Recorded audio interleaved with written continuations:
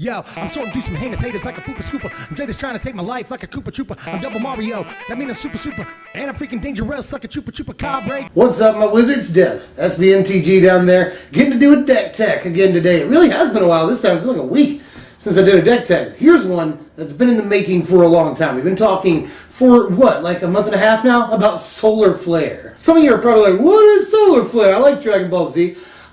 Basically, some of you probably remember this deck. This is a deck that dominated Standard like a decade ago, and it's really cool. It's an Esper control deck that doubles as a reanimation deck. We've got a lot of really cool ways of making this work in the current Standard. Well, the first question we need to ask ourselves, we're going to build a reanimator deck really in any format at all, is what are the best spells that reanimate creatures? Let's build from the top down and discuss reanimation spells first. Well, usually a reanimator deck's going to want to go as fast as possible. Play spells like Reanimate, look at that. It's a pretty obvious one. Only costs the 1 mana. Or Exhume costs 2 mana. In Standard, though, we don't have the option to go fast. So we do have something, though, in Standard that lends itself very well to a control strategy, which is luckily what we're playing. We want to go late into the game. We want to cover the early game well. And something like Ever After really lends itself to that kind of strategy very well. Not only that, but there's some really cool tricks with Ever After in the current Standard. Not the least of which, probably the best of which, is Sidisi Undead Vizier, which we've still got for a couple of months until Kaladesh comes out late September, like the last day of September. So we still got this card for a few months, and this is probably the best use that I've seen for it, honestly. This is a cool little combo, and it's cool when your Esper control deck can be a combo and reanimator deck, and a control deck all at the same time. And it works together really well, mostly because of the consistency and versatility that a combo like this enables. Mostly, here's what we're going to be looking to do. Early on in the game, we're going to control the board with 2 mana removal like Grasp of Darkness and Ultimate Price, 3 mana removal like Ruinous Path and Anguished Unmaking, things like that, just control the board. We've also got Languish on turn 4. By turn 5, though, we want to play our Sidisi Undead Vizier, exploit her to herself, go get the Ever After. Then, turn 6, we're going to play the Ever After, get Sidisi and often another creature out of the graveyard.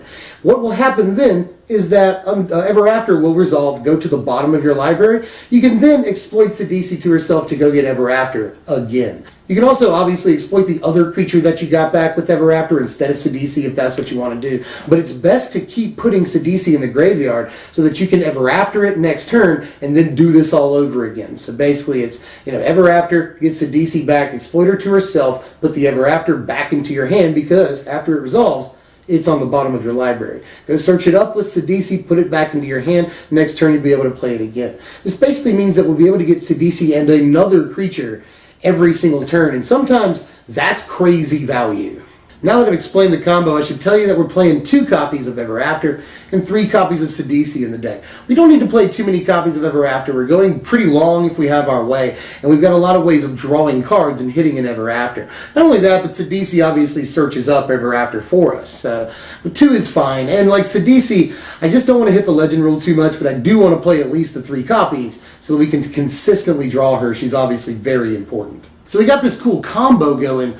What else do we do with it? If we can get another creature back every single turn, how do we utilize that, I think one of the best creatures we can use with this strategy because it synergizes with Sidisi really well is Archangel Avacyn. It's just a great creature in the format right now, I don't have to tell you that. And you can play this like a control deck would want to play it, just a flash, 4/4 flyer, vigilance, that's always good. But cool trick with Sidisi while you're doing all your Ever After stuff. If you can manage to Ever After, bringing back a Sidisi and an Archangel Avacyn, then you'll of course exploit Sidisi to herself. And look at that, a creature died. So during the next upkeep, Avacyn will flip, you'll deal 3 damage to every creature on the board. That'll do a lot against all these, Rights decks, all the Aristocrats decks, all of the Bant Company decks. It's just going to do a lot against a lot of things in the format right now if you can flip an Avacyn consistently. And then you'll have a huge flyer too. So the synergy is just very high between Sidisi, Ever After, and Archangel Avacyn. So these are basically our 3 main pieces, but there's a lot of other good reanimation targets. As far as the biggest reanimation target in the format, I feel like Ulamog definitely earns a spot in the deck when you just want to finish the game.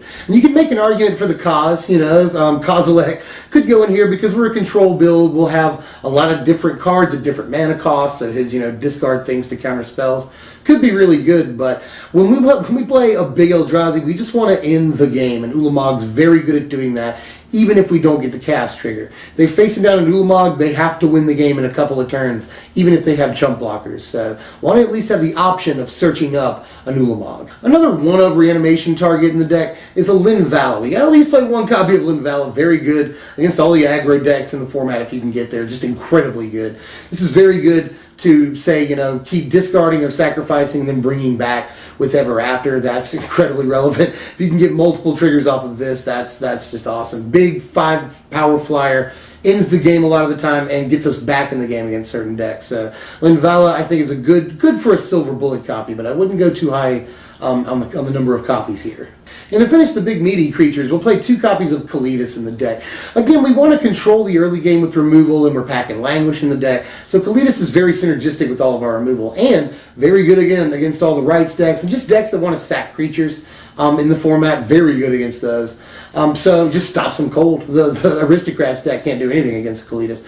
And even against mono white and some of the tokens builds, this can just blank boards, If it blocks one guy and gains you 3 life, then that takes out the damage from 1 or 2 other creatures. Just blanks boards against aggro decks. And note, really important piece of synergy here, that Ever After brings creatures back as zombies, which you can then sacrifice to Kalitas to get back into the graveyard. There are plenty of times you're going to want to put creatures back into the graveyard, so you can just keep Ever Aftering them into play, all the while making Kalitas way bigger. So Kalitas is a game-winning card a lot of the time. The last creature we're playing in the deck is 4 copies of Jace, Vryn's Prodigy. Sorry about that. But just integral to the deck. We want to draw cards. Check. We want to discard big fat creatures into our graveyard. Check. We want to recast spells that may be important, whether they're removal or card draw. Check. That's awesome too. So everything about him, he has some defense in the early game once he flips. That's also good.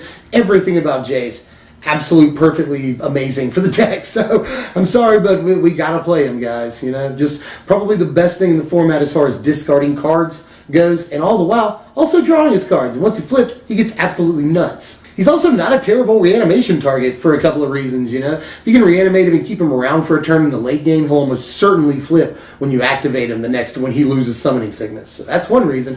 And also, sometimes he's good exploit fodder, You bring back Sidisi and a Jace, and you just exploit the Jace and keep your stupid 4-power Death Touch creature on the battlefield, There's a lot of versatility in the deck with all the options that you have here. And I'm just pointing them all out. Sometimes Jace will be a target for Ever After. So those are all the creatures in the deck, and the rest of the deck is basically devoted to making sure that we can remove creatures in the early game. That's incredibly important. Remove planeswalkers, also important, and draw the pieces that we need and discard the pieces we need to get rid of. So a lot of bases to touch here, but again, Standard has got some good options for us. First thing I'm going to do, though, is go over the other things besides Jace that we have to both draw cards and get cards into the graveyard. And those 2 things are 4 copies of Oath of Jace and 3 copies of Pieces of the Puzzle. Both look like underpowered cards. I totally understand that. A lot of people hate Oath of Jace for whatever reason.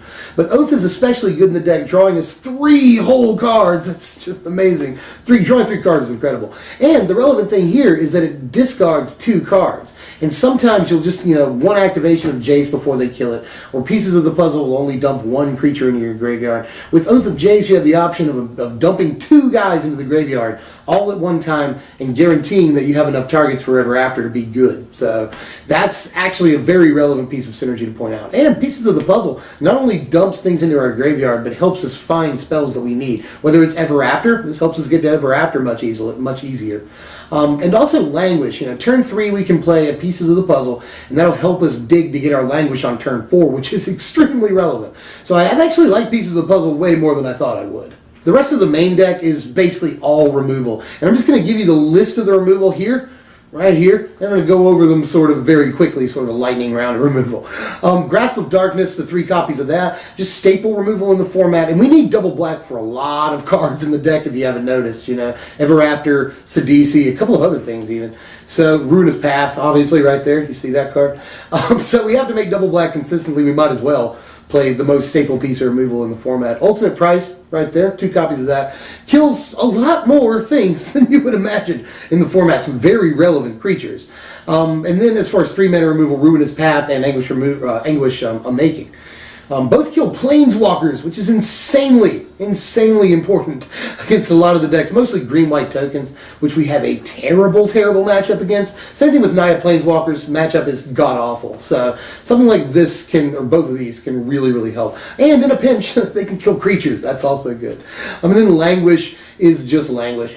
Turn 4, kill your entire board and sort of start building from there. It's one of the most important cards in the entire deck. And I'll call this honorary removal. The last card in the main deck is just 2 main deck copies of Duress, which is actually crazy, and we definitely want to make room for this. Now, old Solar Flare played a couple of copies of Counter Magic in the main deck, which I could see doing here, but honestly, something like Clash of Wills Void Shatter is not always good. Duress is a great turn 1 or even turn 2 play. All the time, pretty much. Against bad company, it's going to get things like, obviously, Collected Company out of their hand, Dramoka's Command as well. Against green-white tokens, it's going to get either Planeswalker that we worry about out of their hand. Just Planeswalkers and Collected Company, and you don't have to say too much else to prove why Duress is a good card in the format. You want to play Void Shatter, you can, but we're doing way more with our 3rd, 4th, and even 5th turn than Void Shatter. And after the 5th or 6th turn, we're using a lot of our mana every single turn to sustain, so you could make an argument for Void Shatter, but I just don't know that it's a very good one, to be honest. I think Duress is a much better piece. For just the 1 mana, we can slip this in alongside another play on turn 4, 5, 6, whatever. And it can often be very good, getting something out of their hand that we really don't want to face later on. 25 lands in the deck, and it's a pretty cut and dried standard Esper mana base that prioritizes black by a lot in this situation. We're making a few more black than the other colors, but what do you expect? We're making, middling blue and not that much white, although to hardcast some of our white cards like Linvala or Avacyn, we need the 2 white. So the mana base is slightly problematic, but I think that by now we've figured out how to build Esper in this format. Yeah, all that was basically so you just had enough time to absorb the mana base. I was just talking. Here's the sideboard right here, and it's pretty darn important, but also fairly cut and dried. The main point I want to make here is the Silumgar right here. The Dragon Lord Silumgar could be in the main deck, and my buddy Tony, a lot of you know him from the channel, really likes Dragon Lord Silumgar in this deck. His is in the main deck. I'll put mine in the sideboard. It's very good against certain matchups, but the most important thing to note here is that there's a trick. Always a trick. When you get a Dragon Lord Silumgar and a Sidisi with an Ever After, you can stack the triggers in such a way that Silumgar steals a creature and then you exploit it to the Sidisi. That's a pretty cool trick right there. And here are your power rankings. A final score of 65. Not a bad score and definitely competitive. Now, Esper Control has had its problems in this format, and that's because in some ways it doesn't play enough threats. Now, after turn 6 mostly, or at turn 6, we turn the corner and become a much more aggressive deck. We're doing something completely different than most control decks do at that time in the game. It's just threat after threat after threat every single turn if we can get our combo going. If not, then we've still got plenty of removal pieces to sort of stave the game off until we can start going off. So this deck turns the corner in a much different way than most Esper Control decks do in this format right now. Even the Esper Dragons deck, which plays a fair amount of threats itself. This one plays them much more consistently and is very versatile in the threats that it can play. So they're not going to see it coming. There's also that. And it's just a fun freaking deck, man. People like Control, people like Reanimator. These are 2 of my favorite deck types. Combo decks, too. Another one of my favorite deck types. And it just jams them all into one deck, and it works a lot more precisely than you might imagine. Only bad news is that the deck is going to cost you about $450 on the top end to make. That's because Jace is still fairly expensive. The mana base is relatively expensive. You got Ulamogs and Avacyns and Kalatas, Not an incredibly cheap deck to make, to be honest with you. But proxy it up if you have no money like me. Play it on X-Mage if you have no money like me. And if you have the cards, because you're awesome and you've worked hard, or you're just lucky, that happens too. Then just play this deck at your FNM, because I think that it's going to be at least the darling of FNM. It might not win you the entire thing, but people are going to be like, did you see that awesome Reanimator Control deck that guy was playing? That's all I've got for now, Wizards, but there are a couple of deck techs I want to push out before Eldritch Moon comes out. That said, I still want to hear your suggestions for deck techs and decks that you want to hear about after Eldritch Moon comes out. That in mind also, there's going to be more Eldritch Moon spoilers, especially starting Monday. We'll get some more spoilers, and I think that'll start like actual for realsy spoiler season. So stay tuned for all of that, and we'll be at you with more content. Subscribe for that, and then like this content. That seems prudent if you enjoyed it. And I'll see you guys next time. I'm Dev from SBMTG. Thanks for watching, my Wizards.